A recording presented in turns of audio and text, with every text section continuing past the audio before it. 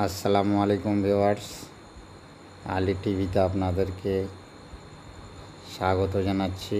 আমি কদিন আগে আমার বাউন্ডারি গিয়েছিলাম, সেখানে দেখছি একটি কলার কাঁদি পুষ্ট হয়ে গেছে। তাই সেই কাঁদিটি পেড়ে তার থেকে ছড়িগুলোকে প্রত্যেকটিকে আলাদা করেছিলাম। আর আগের ভিডিওতে আপনারা দেখেছেন।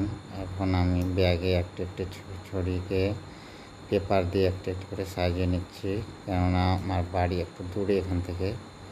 আমি এগুলোকে নিয়ে যাব আমার এই বাউন্ডারি। আমি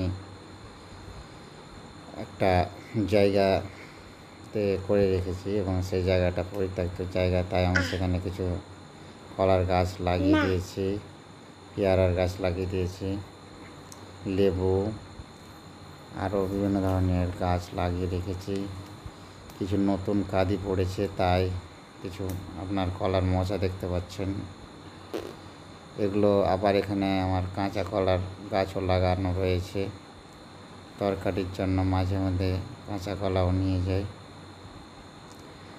আমার এই বাউন্ডারিতে বিভিন্ন ধরনের সবজির গাছ লাগিয়ে রেখেছি এবং যখন আসি এগুলো নিয়ে যাই।